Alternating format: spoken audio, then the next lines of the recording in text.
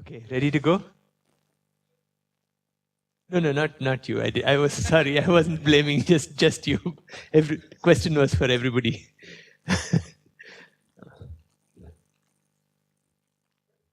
Okay, we spend a few minutes going over what we did the last time.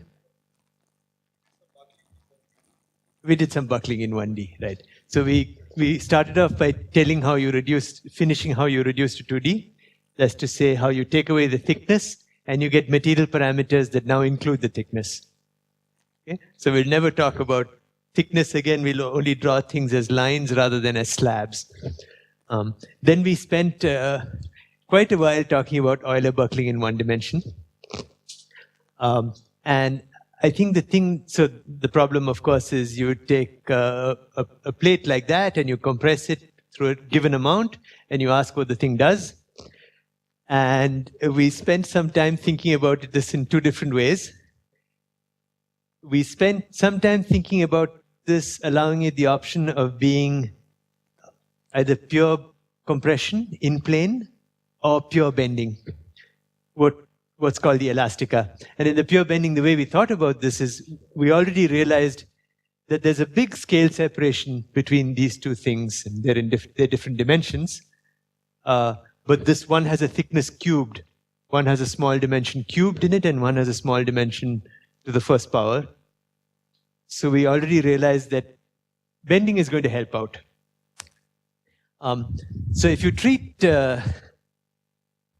inextensibility as a constraint and allow just pure bending, that's what's called an Euler elastica. And we found that if you try to compute when the onset of buckling happens, it happens at some finite value of this displacement, some critical value of the displacement delta C. And after that, it grows. It grows like a square root of delta. Okay. We then, of course, realized that the sheet is not constrained to do one of these two things. It can do both of them at the same time. You can compromise between bending and stretching. So we wrote out the full problem for bending and stretching, and you get two equations.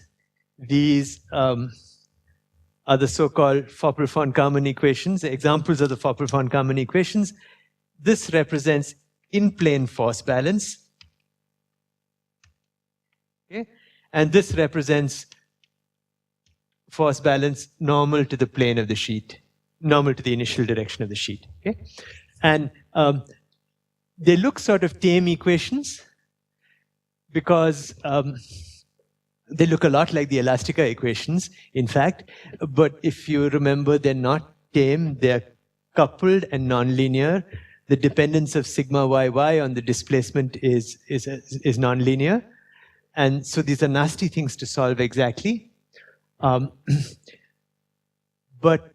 we had a go at solving it, at least in small amplitude. That's to say, we solved it in powers of this amplitude. Well, we did the first term, which is exhausting enough for me, right around threshold. So you recover exactly the same threshold as you do in elastica, which is not a given, but this thing takes off at the same place, but it doesn't take off with finite amplitude. It takes off from 0, and it grows like a square root. We really did this only near threshold. We did the first term in a series expansion solution for this. This thing in the elasticity literature is called post-buckling. For most engineering processes, once you've buckled, it's gone. So you don't really care too much what happens this side of when your pillar or your pipe or your wall breaks. But for all pattern formation, that's the interesting thing. Okay? So they call it post-buckling, and I think it's well developed in the engineering literature. This is just in this. This is just in the spirit of Landau expansion or an amplitude expansion. If you're more familiar with these things from that's to say, you solve in the boring unpatterned state, You take that solution and you add a small perturbation to it. That's the way this goes. That's the way this goes in all these other examples you've seen also. Okay.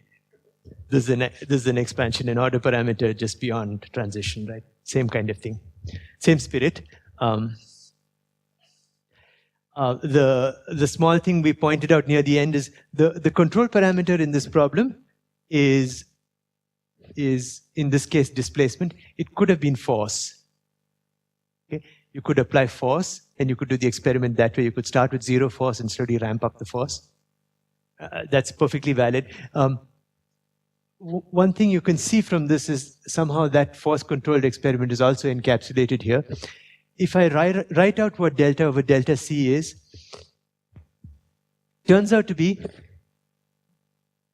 fractional change in length divided by the strain that you get. In a displacement-controlled experiment, the language we've been talking, you control this, and this comes out. In a force-controlled experiment, you control this, and that comes out. Okay? So there's not a huge philosophical difference, at least in this one-dimensional thing, as to how these experiments go. You know, I can slowly increase the force, or I can slowly increase the displacement, and it's this one thing that controls both. Okay? Then we started talking a little bit about 1D wrinkling. So this is the plan today. We'll talk about 1D wrinkling patterns.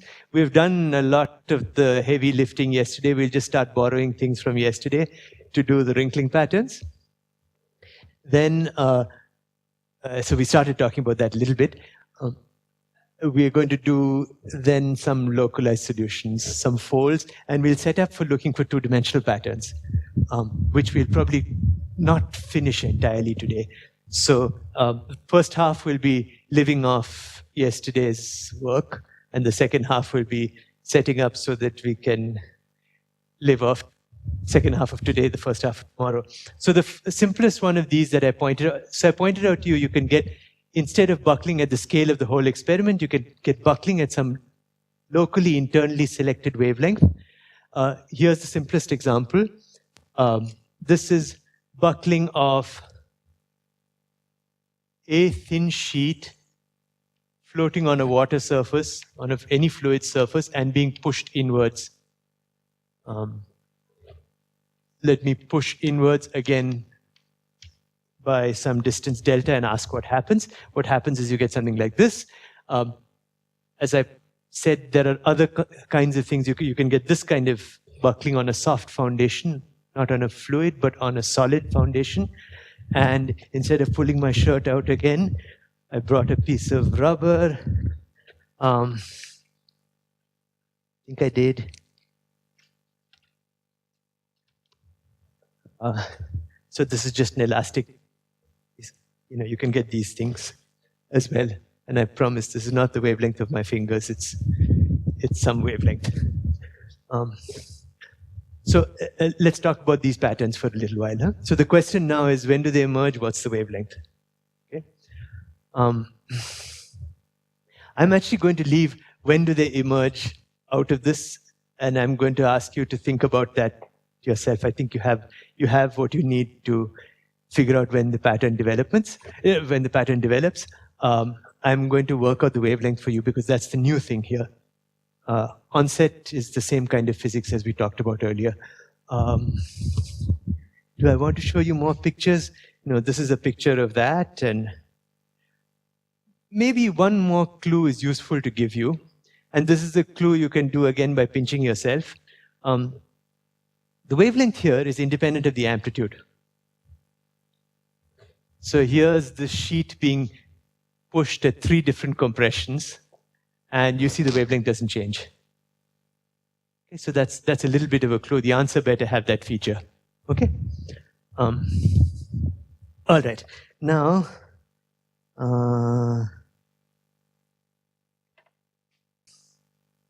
so we're going to do first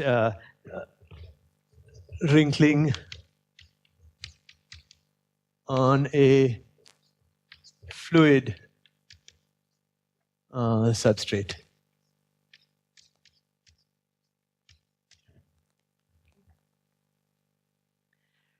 So the energy here is as, so let's say the out of plane deformation is given by, again, zeta of y. That's not zeta. We just discussed this yesterday. Solved problem. Curvature squared. Plus something to do with the substrate. Okay? What to do with the substrate? So David says he has a hard time convincing people of this, so I should do this a little bit carefully. I waved my hands through this yesterday, but here the only relevant energy is the potential energy of the substrate. The potential energy will show up differently for different substrates.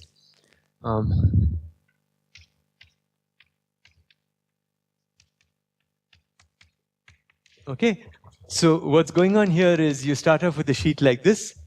We said some things about surface tension. We'll come back to those later. That not immediately relevant. What's happening is that you're transporting fluid from here and you're bringing it up there. Okay? This just increases gravitational potential energy of the object. And maybe you're not used to thinking about this, but this is actually quadratic. The reason you're not used to thinking about this is he's very used to thinking mgh. And how did h square get there? H square got there because you transported this fluid by an amount c. How much fluid did you transport? An amount of fluid that's also proportional to c. Okay? So the volume of the stuff you moved uphill scales with c, and the distance you translated it scales with the amplitude also. Okay? So this is, I'm just going to call this k. Okay? K is some property of the substrate.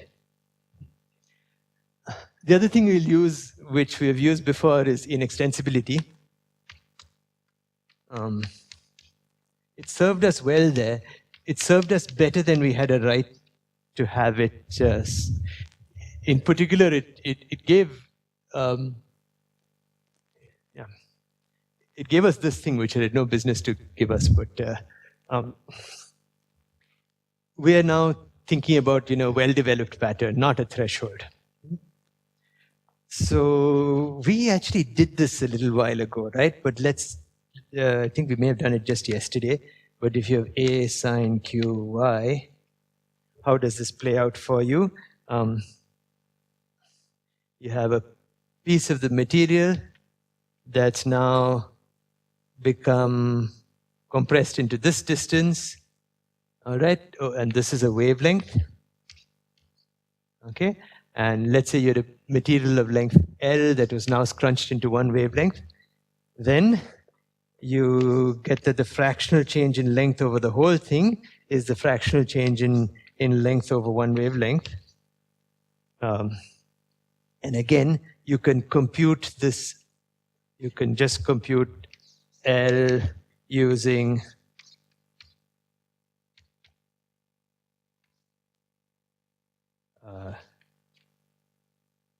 right? And this in the small slope approximation works out. So this is 0 to lambda. This works out to lambda times 1 plus q squared a squared over 4. Say again, please.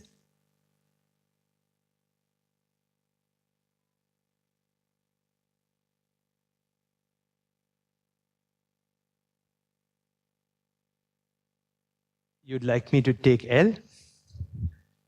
Okay. L, and I'm going to say that's in the next, that's the next order of smallness. Okay, that's fine.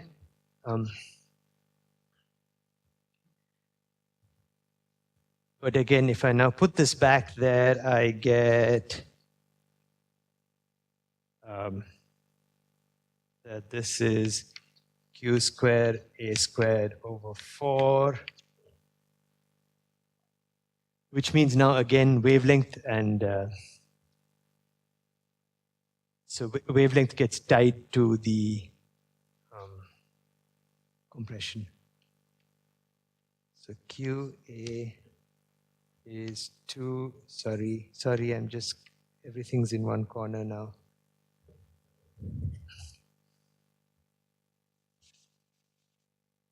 I'm going to move completely over here. I'm going to say all of this says that QA is 2 root delta over W. Okay? So once again, wave number and amplitude are tied together in the way you saw earlier. And now we're just going to put this in the energy density. So I put this thing in here, and I get that the energy looks like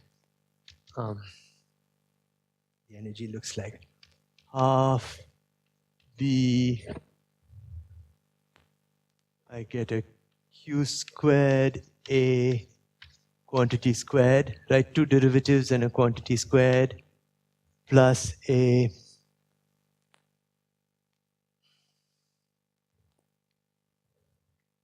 half K A squared I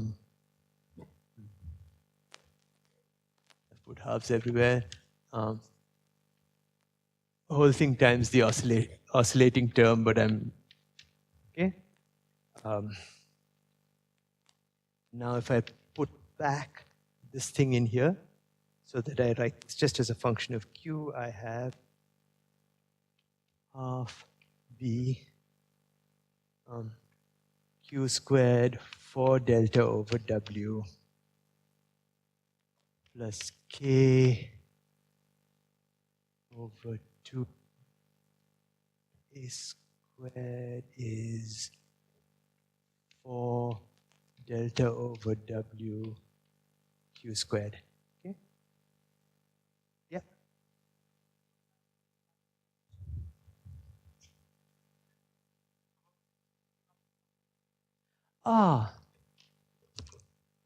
Good question. So that's an important thing to know. If the sheet leaves the water, then we have to do things differently. Okay? It so happens that air-water interface is a very, very expensive interface. The energy per surface area for the air-water interface is very high, and this thing is not going to leave it. So it wants as much of the air-water interface wants to be covered by that piece of plastic as possible. So it's going to lift, the water is going to be lifted up with it. This is a surface energy effect, yes. So if you have things that just want to de-wet and drain, you will not get these wrinkles. You'll just detach. You see this, so much stronger than much stronger. Sorry, did everyone hear the question? The question was, how does the substrate go along with the water, roughly speaking? And the answer has to do with the fact that the air-water surface energy is very high. You want to be protected by that piece of plastic. There are problems in which it will leave, and that's actually a very important engineering problem to do with wrinkling. So if you have laminates that are under compression, so surfaces that have thin plastic laminates on them, and they're under compression, it's fine if they wrinkle. If they delaminate, that's a problem. You've seen many wrapped objects that have laminates, you start seeing bubbles and blisters on them. That's a delamination problem of the kind you're talking about.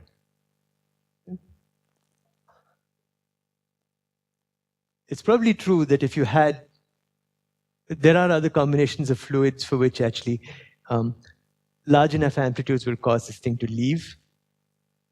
The energy you lose in this will more than be compensated by the energy you gain this leaving. Air water is a particularly substantial surface energy. So if you do this on the simplest of fluids, you'll get this answer. Yeah. Plastic sheet on water.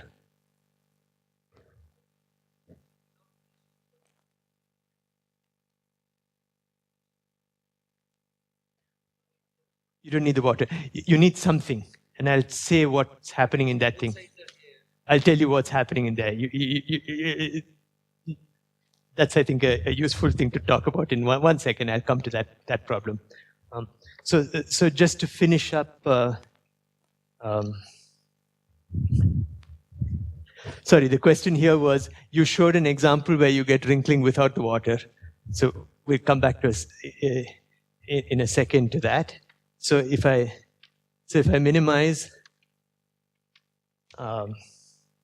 with respect to Q, you can begin to see, right? This is a Q fourth. There's a delta of W in both places. You can begin to see the answer. And the answer is just that Q goes as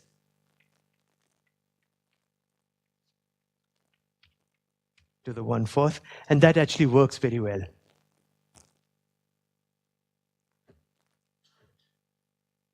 We'll do it or we don't need to do it. Take a derivative, you get a Q here, you get a -1 over Q cube here, set it equal to 0, you get Q fourth equal to K over B. Is all right? Yeah.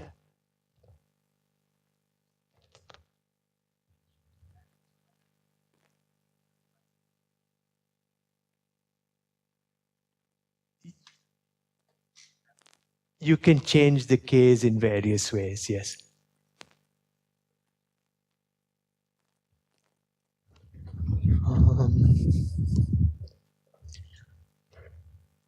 I'm glad you asked. This is not the very best test of this, but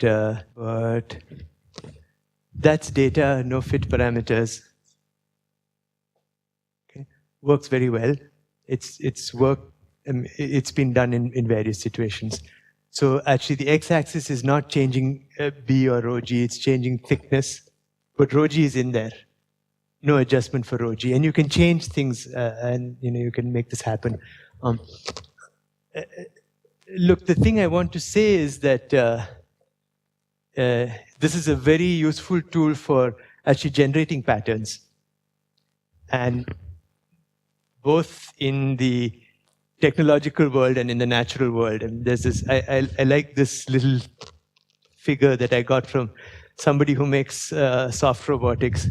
The green things are living things, and the blue things are dead things. You can actually get a huge range of bending modulus, and you can get therefore a huge range of patterns, huge range of elastic moduli. Now, so the thing that I've borrowed this from, this analysis, so sorry, we went from 17, whatever it is, to this. Most of this analysis is in a paper by Cerda and Mahadevan. It's a PRL from 2003, and I'll give you the citation in the notes. It's not so much that this wrinkling had never been dealt with before. Even the 1D problem had been dealt with a little bit, but in a, shall we just say, an opaque way. And they realized actually this problem is the same for all these situations. And I want to go next to what Abhishek asked about. He said, you see this in something without a substrate. So what's going on here, which actually was, this was the picture I showed you here, is actually much more complicated example than the fluid example we did, but it was the example they showed first. There is effectively a substrate here, and that substrate effect is being provided by the tension. Okay? So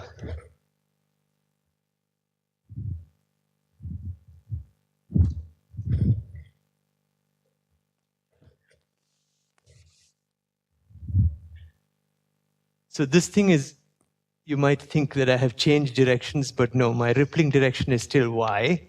The direction in which I'm pulling is x. Okay? And if you apply a tension in this direction, then you pay a cost for doing this. Okay?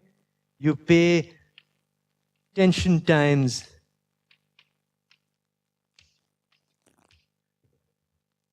This will be the substrate energy. Okay, this is why I requested you to do a string, because this is exactly the term you see for a string. It's tension against slope squared. So this is what replaces the substrate in this case. And just in terms of scale, this is T times amplitude. And the dimension here is not the dimension of the wrinkles, but is this dimension, the opposite dimension. So the length of the system squared is what you should use for K.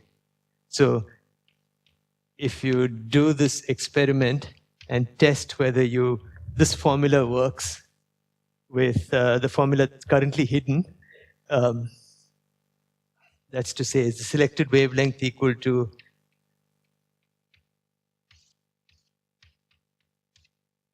does it work with this? It works just fine. So X is the direction you're pulling. Y, as usual, is the direction in which you're getting buckling.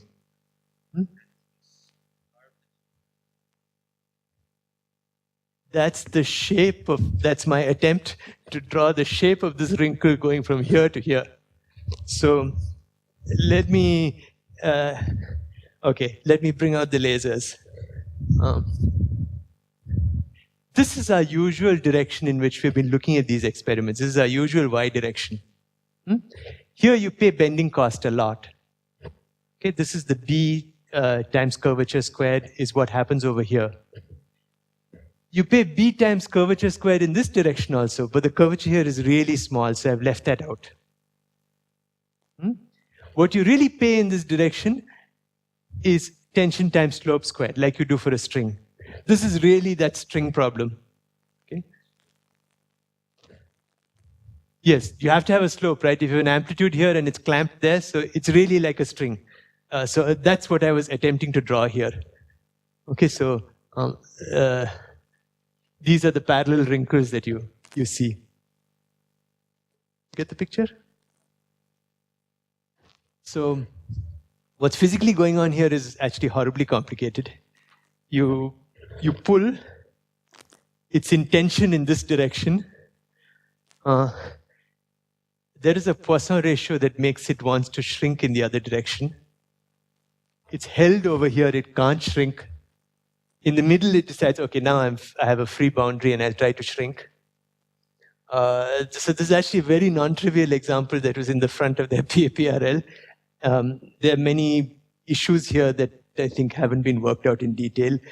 But in this and in the next piece, they did some really inspired hand-waving to get a good answer. And I think they realized that all these things are the same. I'll show you the soft substrate in a second, please.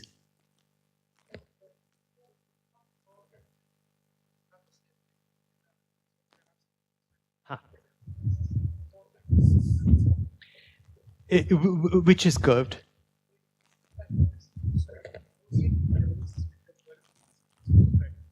Tell me what's curved. It's this is what you're talking about?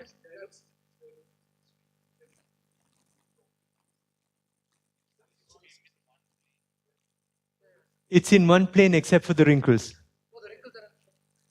The wrinkles are coming out of the board towards you. What you're seeing is this. You're seeing this. You're seeing this.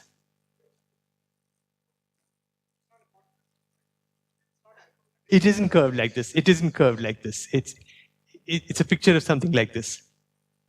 Okay? And you can see near my fingers, it's flat because I've clamped it. It's under tension. It can't do this Poisson business that it pays in stress. Once you've moved away from that zone, once you've moved one width in, it wrinkles. Is independent of hand size? Yes. I must say this is a nasty experiment to do. Compared the good tests of this calculation came with other systems. Please. Yeah.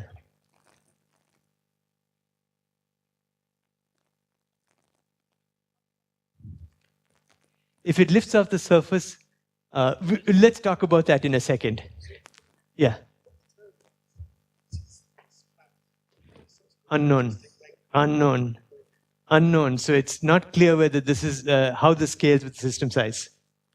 So the question, his question is, how do you know when you start seeing wrinkles as opposed to when you start seeing a flat region? This is some horribly complicated state of stress, and it's maybe an unfortunate example to have started with. On the other hand, you could say you took the most complicated situation and you got some answer out of it that worked well. So actually, it's not clear whether how this scales with, is this a fixed fraction of the system, or is this, a fixed length scale? Probably the latter. Huh. That's measured in the z direction. So the psi is coming out towards you. This way is x, and this way the buckling direction is y. And psi comes towards you. Yes, yes.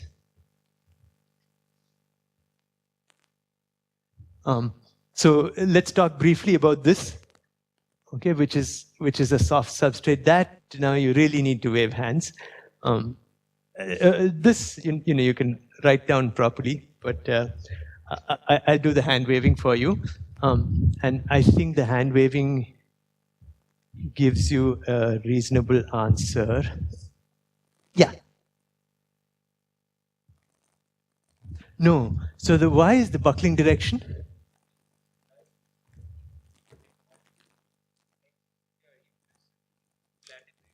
Hold on. So good. Its x direction has a very small gradient, but it has a large tension in that direction. Here there's no tension. You don't pay for slope at all. So this is the x gradient. The x gradient doesn't go with wavelength. When I take an x derivative, I don't get a q out. I get system size out. I get this whole length out. That's right. It's okay? Okay. Rather than erase that stuff, let me erase this if I may. Okay. Now,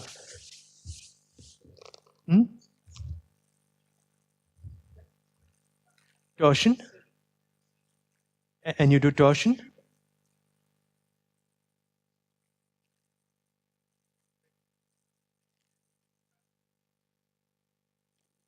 I don't see why not. I think that would work as well. That would work as well. There's if you want to tie it to the cylindrical surface, if you want a cylindrical, right? So exactly. So the point is, are you tied to a cylinder only at the boundaries, or are you free in the middle? It'll make a difference. There's also a contribution to the rigidity, which I won't talk about, which has to do with the curvature of the substrate. So if you try to do this on a highly curved substrate, that'll become more important. And I wasn't planning to tell about that in any detail. But amongst the things that I've listed to look at, there's this. Okay, I'm just going to do this. This is so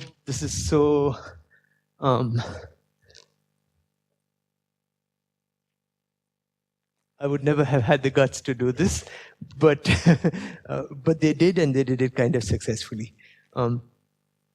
So imagine now you have a sheet, and instead of a fluid underneath, you have a solid substrate like your skin on flesh. So hard, thin thing on soft, fat thing. So let's say what you're doing is you're taking this thing and you're moving it in, okay, by a certain displacement. Okay? And that causes a bulge over one wavelength. This is one, I'm just drawing one wavelength, okay? So let's say you moved this in by an amount u. Okay, so typical displacements are u in here.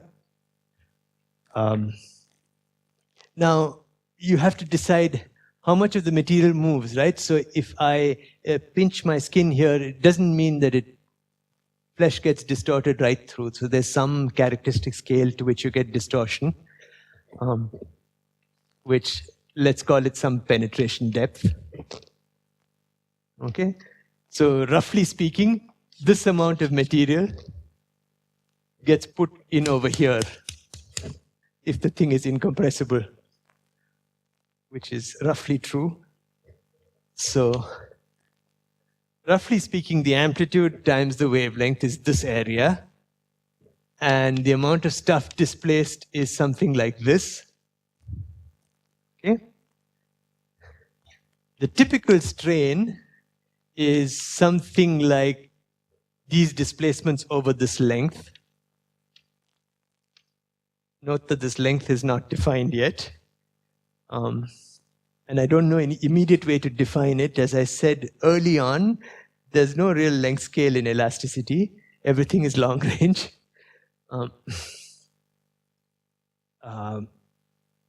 Okay, so what is this? This is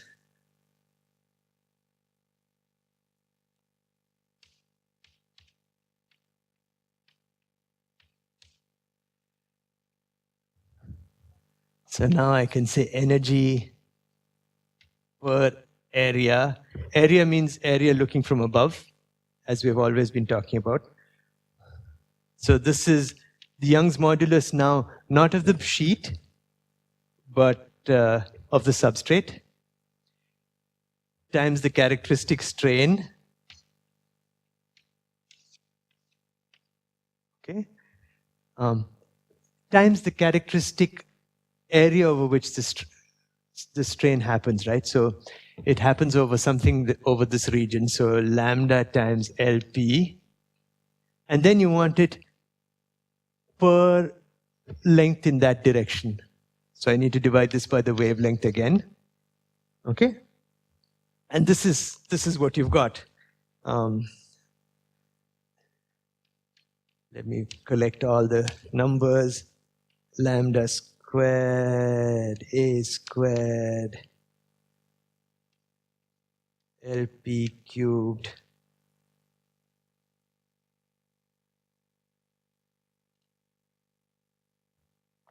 Did I do something bad? Say again? Oh yeah, look, you're worried about half, no? I'm worried about much worse kinds of, yeah, you're right. This is just a level of scaling, okay? So this is an answer. Now you have no idea what this number is, okay? This, don't worry about the A squared. The A squared, the skin is still hard. So in extensibility, you will swap this for lambda. You'll use Q, you'll use that inextensibility relation to get rid of this. But this is a problem. So what's the guess for finite depth? If you have a sample, that's to say, if you have a sample whose thickness is this, okay, that's to say h much less than the wavelength. Let's not even say that. Let's not say things they didn't say. Then you just put LP equal to h. For deep samples, LP equal to lambda is the guess. And this sort of works. So just put in KS and you get an answer. I must say this has not been checked over big range. Yeah. Is the amplitude. Sorry, I should have labeled it. It's the usual A. And A you can eliminate using the QA equal to constant. Okay? But the nice thing about all these is it's some nice universal expression. You plug in different values for K depending on your situation. And it goes with very soft dependence on Young's modulus. You see, ET cubed is hidden over here. So it goes as Young's modulus to the 1/4. Okay? Which is why you don't see wavelengths, varying over, in biological tissue, varying over huge orders of magnitude. What you get better control with is the thickness. This is ET cubed, no? So the T to the 3/4. So thick-skinned things and thin-skinned things are different. But material dependence is very soft here. Yeah. That's right. The B is always the skin. In all these experiments, the B comes from the skin. The thin, rigid skin is always B, and K is underneath. Yes. It's quite rigid. It's quite rigid. It's thin. I mean, it's very rigid. In plane, it's more rigid than the flesh by far. Of course, this is kind of a very fishy model of what happens. Yes, yes. And it's actually important for synthetic materials, soft things with coatings on them. Many soft things are actually porous and spongy, and you want to protect them. So they often have coatings on them. So it's actually very relevant to many soft things.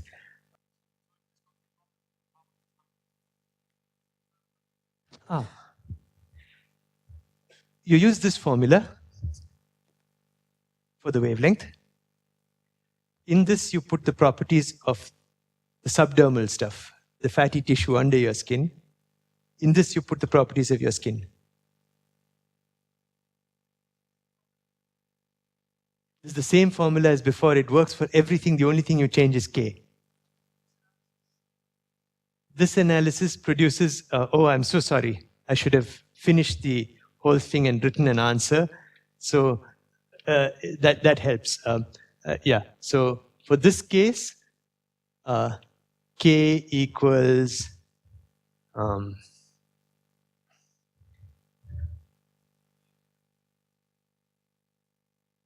thank you, ES. I'm going to get rid of the lambda in favor of the Q. Is that what I'm going to do?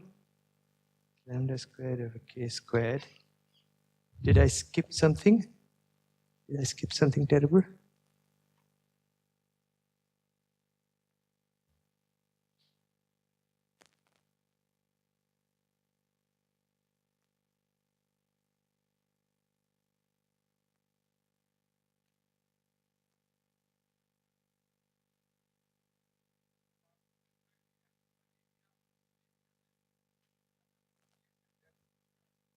The areas in this direction, like we've always been doing. This is the area. I tried to give you per depth in that direction.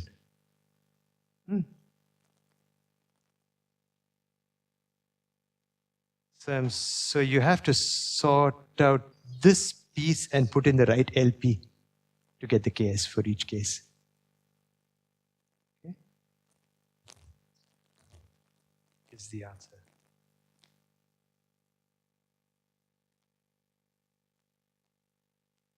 I have something in my notes that looks dimensionally off. I'm sorry, I may have lost one factor somewhere here. I'll fix it before I post it, okay?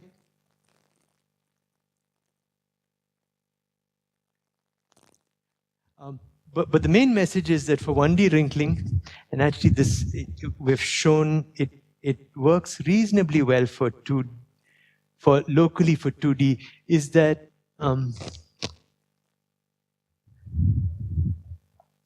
this thing works for everything. Okay.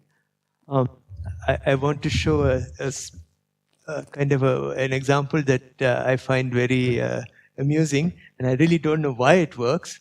But they've tried using it for these things called finger rafts. So these are ice sheets colliding and buckling. And they ripple in this direction, and then they break. Okay. There's two ice sheets on the ocean, and they're under compression, and they form, presumably what happened before this picture was taken was that there were wrinkles in this direction, and it broke. And it preserved the wrinkling pattern. It's a very small amplitude wrinkle, but that's enough to break ice. And this is by no means a sinusoidal looking pattern. I don't know why it broke in this way, but so these are under compression on ocean surface.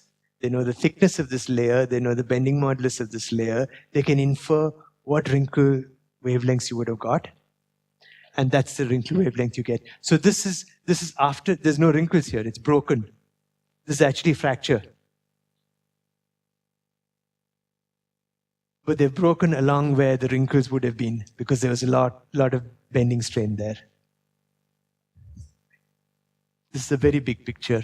I'm sorry, I don't have anything for scale. Yes. This is, yeah, so you can pick out a wavelength, and that wavelength corresponds to this wavelength with the parameters for ice, water, and the thickness of the ice.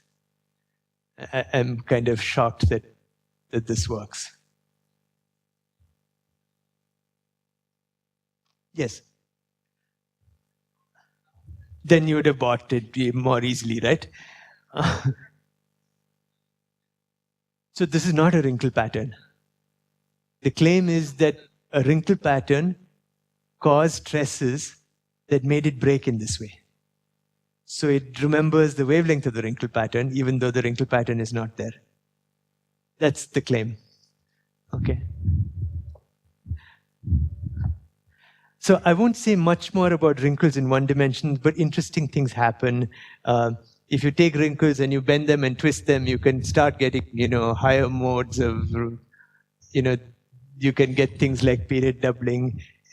What you get in many patterns, you see amplified. So here's the edge of the experiment that I've been showing you, and I've been hiding the edge so far. I've been showing you things over there. You can see there's a different wrinkle pattern there, which looks like this. There's a reason there's a different wrinkle pattern at the edge. There, surface tension starts becoming important. You have a wrinkle sheet like this, and then you have a water meniscus meeting it, and that water meniscus is pulling. So you have a different value of K for the edge. And how you take one set of cylinders and match them onto another set of cylinders is a non-trivial problem.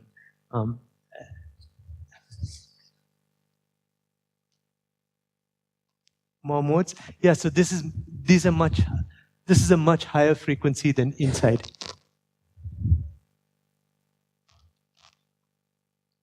I'll send you the citation to this paper, but there are 3 generations in here, not more. In principle, there could be more, but I don't see them. Okay, now I want to turn topics a little bit. Yeah. Yes.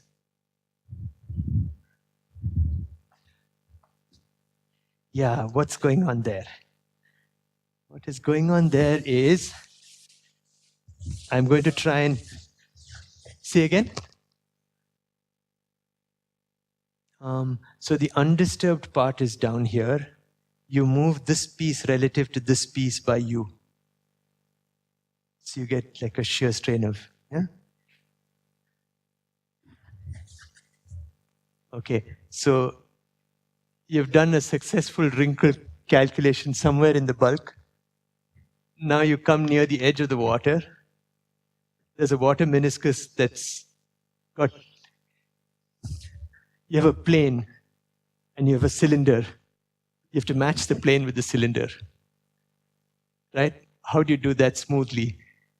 One way you can do it is to break the cylinder into smaller and smaller and smaller cylinders.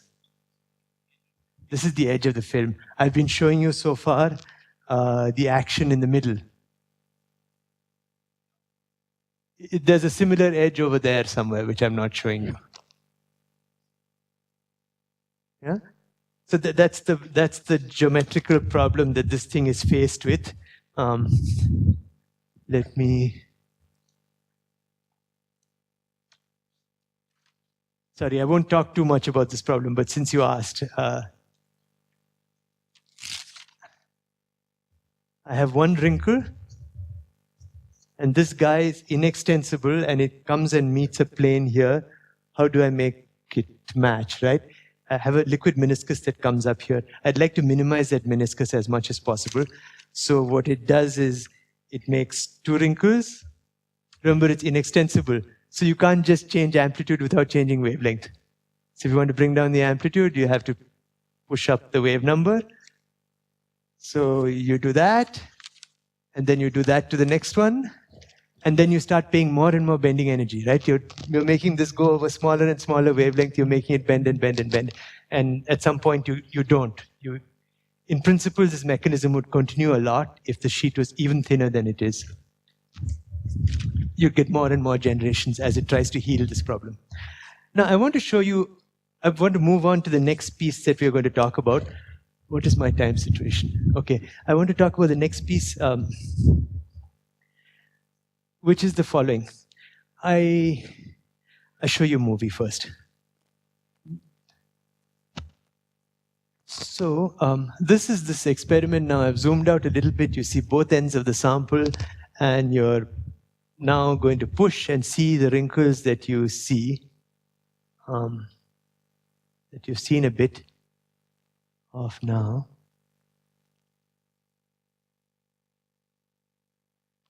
Okay. So the wrinkle pattern gets well developed. Okay, and this person is keeping on compressing, and now something happens. Something looks big, and then everything's flat. Okay? So there's more compression that's happened. Throughout this movie, the compression is increasing, okay? So the question is, what happened here? You have a nice wavy pattern, and as I said, as I tried to show you, the wavelength doesn't depend on the amplitude. But now suppose I keep pushing suddenly it becomes flat. I'd put compression on this. This has to have done something to take away the compression. Surely as I compress more, it's not going to start suddenly coming into plane. Exactly. It's hiding it somewhere else. And that's what I wanted to discuss. So what it does is something like this. This is an edge view from another person's experiment. This is a sheet, and it's wrinkled in the beginning, and then one wrinkle starts winning.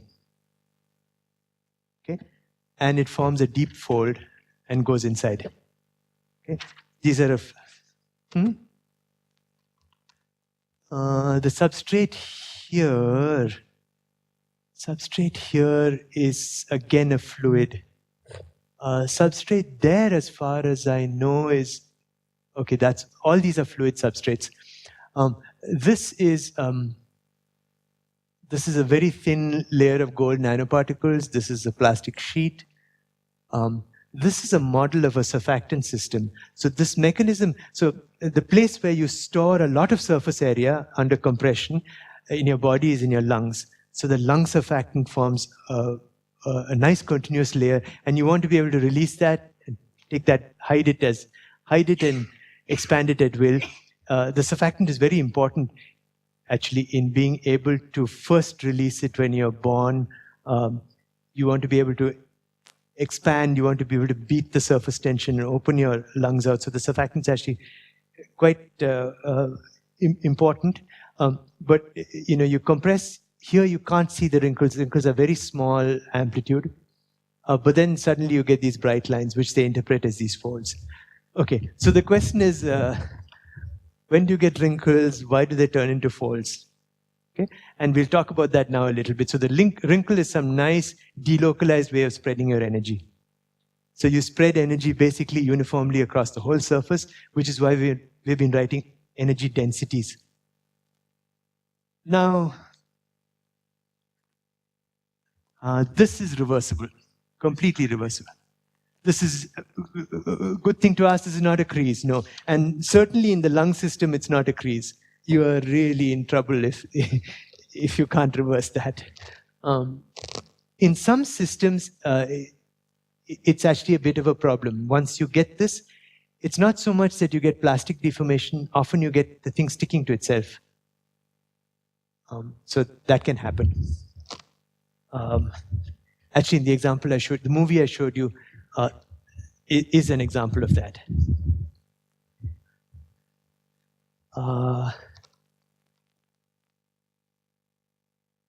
So the folks on the left simulated this, and this is relatively straightforward to simulate.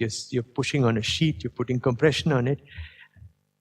And what they've plotted here is the amplitude of this one relative to that one. And they track each other for a while. As you change the amplitude of compression, as you change the compression, they track each other for a while, then one starts winning and the other starts going away. Okay? This is a complicated way of showing what you saw quite readily by eye. Okay, so how do we deal with this object?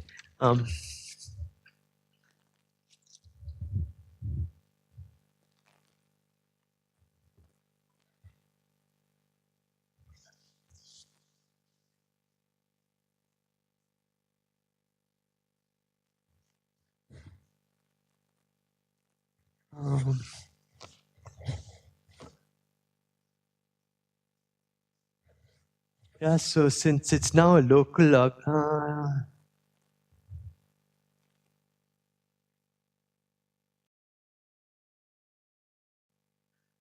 so we're going to try to figure out if we can understand the energy of one of these objects and see why they want to replace a wrinkle pattern.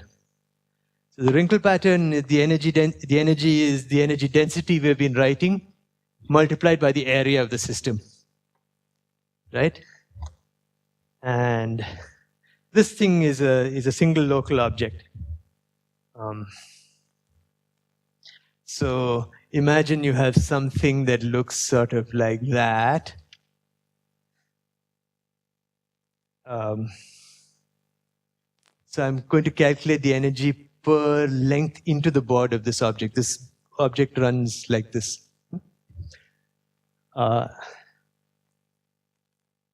So what is this thing trying to do? This used to be this length, and now I've taken this, and instead of hiding this length, I could have hidden this length in wrinkles. I've hidden this length in a big loop down here.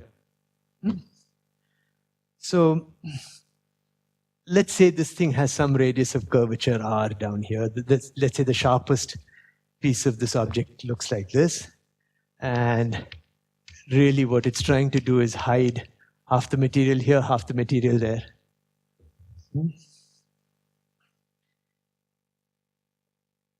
And so now I'm going to write capital E's because I'm not doing per area, I'm doing per length of this object, and it's not to be multiplied by the area of the system. So I have a bending modulus times curvature squared, so I'm trying to write the energy of this thing. Curvature squared times, maybe pi r. Okay. Very, very wavy equals to. Yeah? Something like that. Then the energy of the substrate, I don't know, I've fallen into calling it K, which has nothing to do with substrates, but that's the K we used.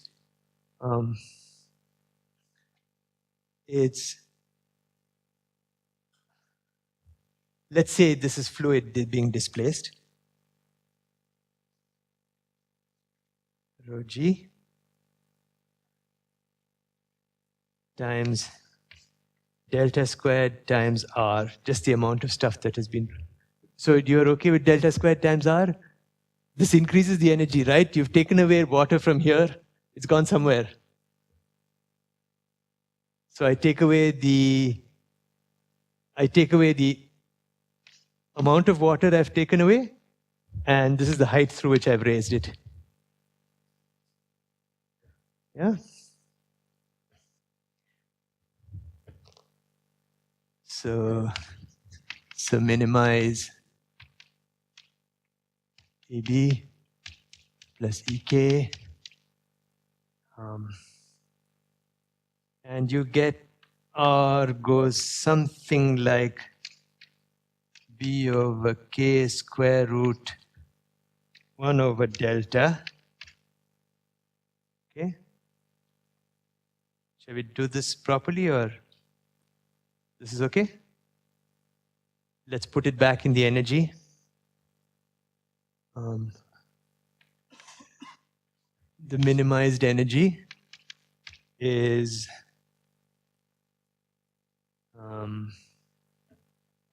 there's a B over R, and that R is square root B over K delta. So this is square root K over B times delta.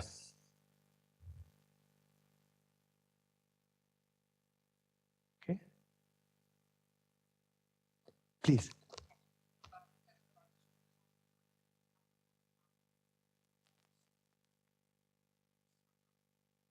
Yes. Then you get Euler buckling. You get regular Euler buckling. No, you won't get Euler buckling if this is not Euler buckling, right? So we've done 3 cases. Euler buckling, the wavelength is the size of the system.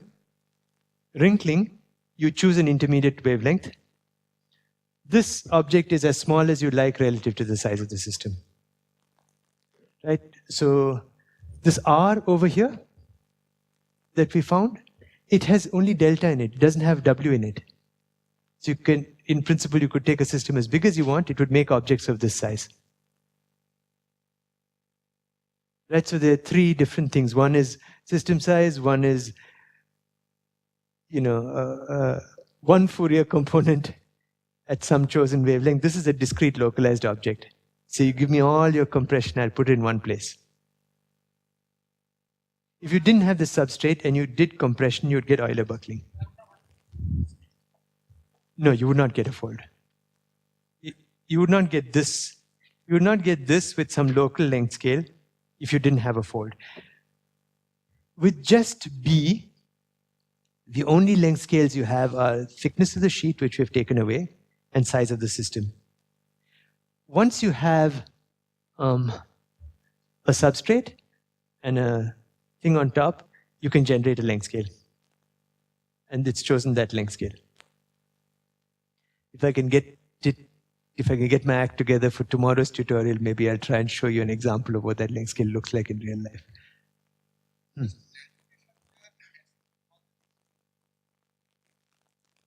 Yeah, we've chosen inextensibility so far.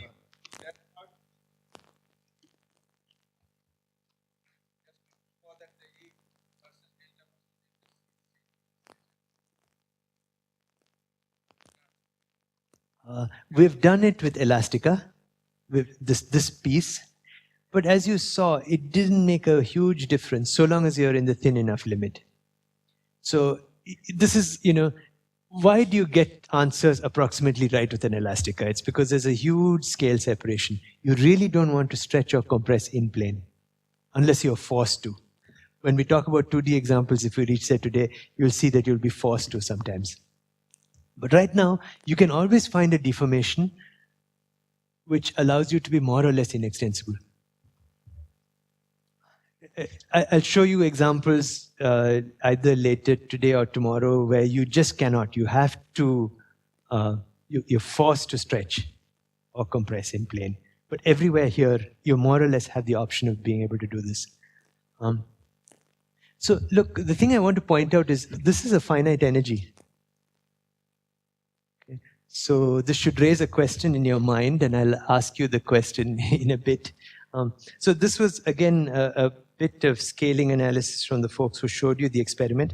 I was going to tell you a little bit more in detail about this, but I won't. I'll just show you the result. Shortly after this kind of hand-wavy thing happened, there's Tom Witheim-Diamant found an exact solution for this. And it's got, with some very pretty mathematics, although people who understand it tell me. How do you know that? Clever, clever boy. So this is, there's a, I'm just saying words that I don't understand. There's a kink solution to the Sine-Gordon equation which does exactly this.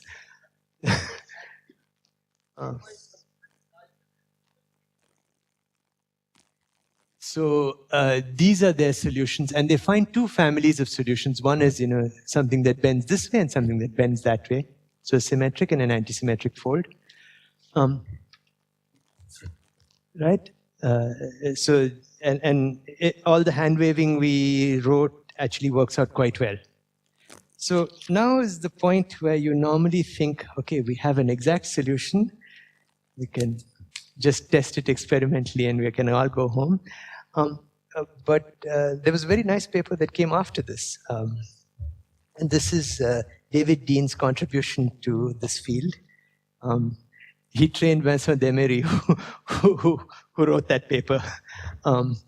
So the point is the following. In most of these systems, actually in nature, where you're trying to store these things, you don't see solutions like this. You see lots of material just vanishing. Okay? And this beautiful exact solution actually comes to an end when things start touching themselves. Right? Whereas you actually reel in material to very big depth, and basically Vincent points out that the thing you should think about is not this, because this is just the beginning of the fun. What you should think about is this. Okay? This is where you store a lot of material. And now you are good at this kind of hand waving, I hope. So he did much better set of solutions than I did. But say you have a minimum length around, you don't want to bend on much smaller radius of curvature because it's expensive. And let's say you absorb again delta over 2. You realize that, again, you do the same thing. The cost of this is B curvature squared times the size of this thing, which is just B times 1 over R. This is the E bending. And E substrate is rho G times R squared times delta, which is all very similar. But then he pointed out that, look, sorry, this is not similar. We have that's delta squared, this is R squared, okay? So the scaling is different here. You'll find that R goes as delta to the minus a third here. There you had R going as 1 over delta. Okay, so it scales very differently for these much more naturally important folds. You get a very different kind of scaling. Yeah. Absolutely. I don't know enough about RNA to be able to answer that question. But if someone else does, please feel free to enter the conversation and rescue me. Sounds good to me. But more importantly, I think what Vincent showed is when you start thinking about situations like this, which go well beyond this, then instead of coming down like this, develop the antisymmetric solution much further. You get something like that. Okay? And you can see that EB is about the same. But E of gravity, or substrate is whatever it is much smaller, right? You've taken this amount of material and not moved it much. Okay? So these are completely degenerate solutions still here. These two fancy soliton solutions, but as the calculation shows, this is a full calculation. It shows that the antisymmetric one is a runaway winner. So look, I wanted to move on to the next thing, but I wanted to tell you that there's some puzzles here that haven't been understood very well. One thing is that when I did this calculation, maybe I should raise the board again. When I did the calculation that showed you what the characteristic energy of one of these objects was, it was a number. It's a number that depended on compression.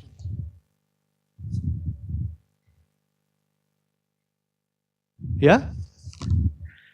Whereas the wrinkles things I showed you were always energy densities. Why should you ever get a wrinkle for a large system when you can pay one number and absorb all the compression? So this is a little bit unresolved with, experiments see wrinkles. They don't go straight into this folded state. So there's something we are missing maybe about barriers in this system.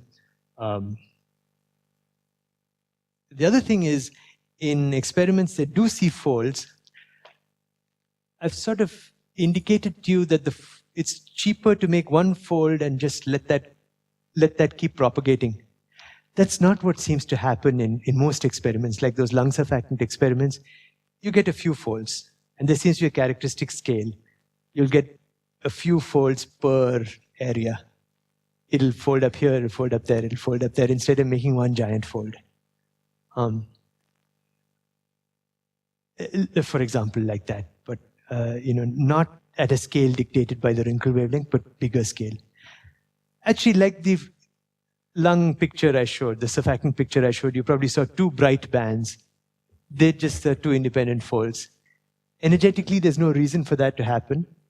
I mean, in a material or an applied context or a living context, you can see that's probably very useful. You don't want to put all your eggs in one basket, but how that happens, the physical mechanism for that is not clear.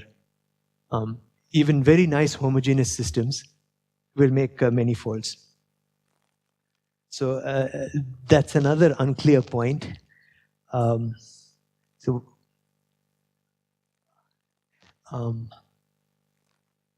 Third thing seems to be the fact that this argument shows that antisymmetric folds are actually much better. You often see symmetric folds in real life. Not most of the time, but you see both. It's not clear, is there some kinetic barrier to making one of those? There may be some less general physics there that we don't understand, but there are two general pieces of physics that we don't understand that happen in everything, which is the mystery of why you get wrinkles at all if this is better. And the second thing is, why do you get many folds rather than just something that's at system size? So what I wanted to tell about next was, I'm done with one dimensions. There are other puzzles and nice things in one dimensions, but I wanted to tell about structures in 2 dimensions now. Right? These sheets are 2-dimensional things. You should see patterns in 2 dimensions. And I want to talk a little bit about those. What I hoped to do today was set up for you what a 2D problem looks like, and I wanted to show you what a 2D axisymmetric problem looks like. But maybe I won't do that, and maybe I'll just set up for you. I'll just start showing you what, I should start showing you the kind of wrinkle pattern that I have in mind that we want to understand. Yes? So does that depend on the dynamics? Apparently not. This is all quasi-static. Everything is done very slowly. So his question was, does it depend on how you compress it? If so, that's not something we've seen. People have tried to do this at everything should, the elastic part of this should happen at the speed of sound. Everything should happen very quickly. So if you go at small, it's easy to achieve small rates compared to that. So I want to show you some pictures maybe to set up the kind of problem I want to talk about. And I want to say, first in terms of structure, what these problems will look like. I'm going to talk about problems that are axisymmetric, and they're somehow compressed. So there's compression in these problems. So you will see wrinkles, as you expect now. I'm going to show you that typically it's easier to generate compression in this direction. Okay?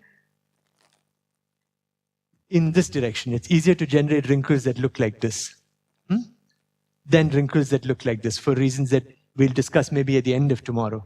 Okay? It's harder to generate a, target pattern of wrinkles. It's easier to generate like your eye. Okay, it's easier to generate, and maybe for relevant reasons, it's easier to generate wrinkles that look like this. So the structure will look like this. You'll have in-plane equations of motion, in-plane force balance. And the real thing that will change is there'll be two of these. There'll be one in the r direction and one in the theta direction. So there'll be a sigma r and a sigma theta balance. Okay? So we'll write, our old dj sigma ij plus f equal to, we're going to write them in two directions now. Here, things will change also a little bit. You'll again have two kinds of stresses here. Each stress, though, will have a different curvature to work with. You can be curved like this, or you can be curved like this. Okay? So there'll be two curvatures here. Okay. So when I say b k squared, I should really be saying something about b a trace of k squared. So this will be, k1 squared plus k2 squared. Okay, that'll be the difference in the look of the equations. You'll get one more in-plane equation, and this equation, the curvature will start having two directions. In principle, it could have two directions, okay? So I won't write those things now. Let me just show you examples of the kind of patterns we want to understand, okay? Yeah, it's probably not a good time to start writing those things. I do want to...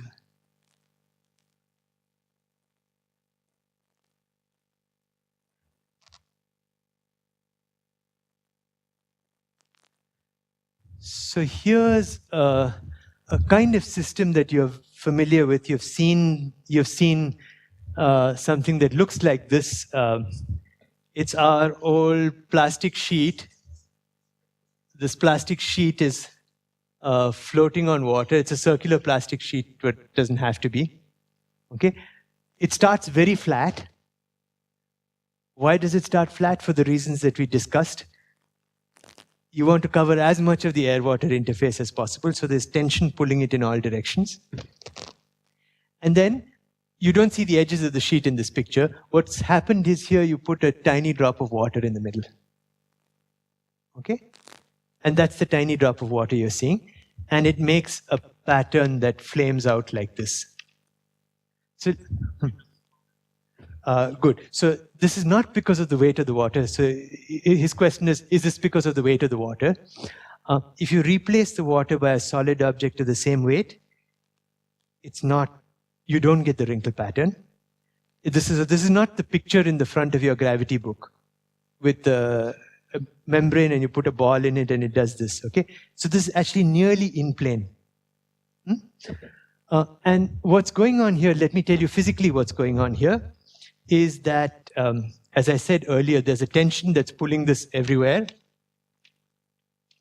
But now if I look close up here, did I not put a sketch of this in this? Am I drawing something that's going to show up on screen?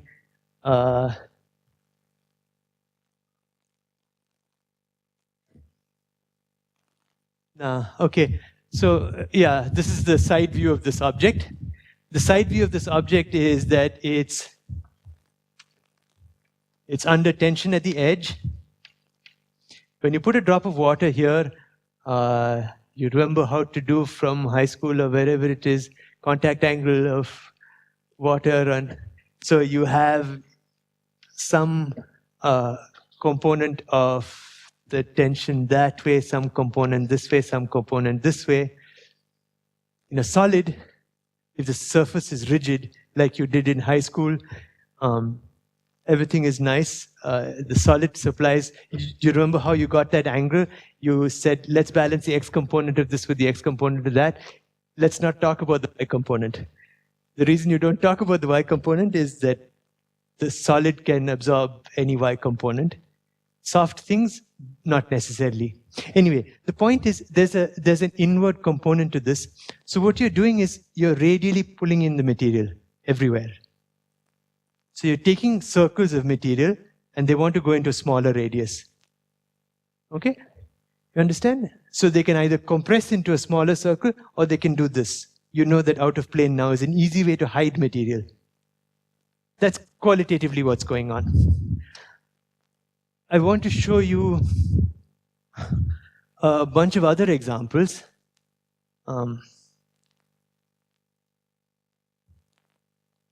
Here is much more like the example you were talking about. I have a sheet, and I come with my finger, and I push it down. So this is actually forming one of these little conical regions. Again, you understand, right? I'm taking a material and I'm pulling it in so that it's got a smaller projected line to fit into. And it makes a pattern like this. That's a different example. I'm taking a sheet and I'm trying to put it on top of a spherical object. That creates compression on the outside. And I want to show you why. You have an object like this. You want to take the Earth and you want to put it on a flat atlas. You have to distort the Earth. Okay? It's the same problem in inverse. You're taking a flat piece of paper and you're trying to wrap a basketball inside it. You know you cannot do that. At least with a piece of paper you can't. The reason is that every radius here has to fit into a smaller radius over here. Okay? And the problem is worse as you go bigger and bigger. Okay? So there's compression on the outside over there. All these circles have fitted into a space that's smaller than is allowed for them. Okay? So the small thing I wanted to tell you before we stop is that it's fine to set up this program of how to deal with this. And you find that when you implement this program, including making near threshold expansions, when should you first see the wrinkle pattern, what should the wavelength look like when you just see the wrinkle pattern, you find that our expansion, our amplitude expansion, or Landau expansion, or whatever you want to call it, doesn't work. At all, for many, many experimental situations. So I've shown you 3 or 4 very different experimental situations, and I want to tell you that for none of these does it work well. The thing that we're going to work with is actually a simpler experiment. So this it's a conceptually hard. It's a conceptually simpler thing to calculate with, and it was suggested by theory colleagues. We actually implemented that experiment only after the theory. We had done many other axially symmetric geometries and found things weren't working, and we had sort of thought it's our fault. We should do another experiment and another experiment and and nothing was working. But the experiment that I will tell you more in detail about is an in-plane experiment, okay? So this is, imagine a disk, an annulus. An annulus that's floating on water.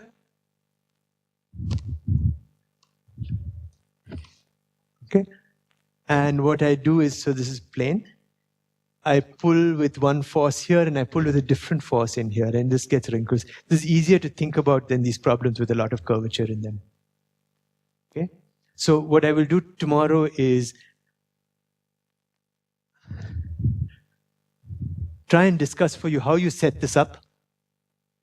Just extend to 2D. We won't do very detailed solutions, but maybe I'll set it up so that you can try in homework a detailed solution, which means we should do that in the tutorial day after tomorrow. But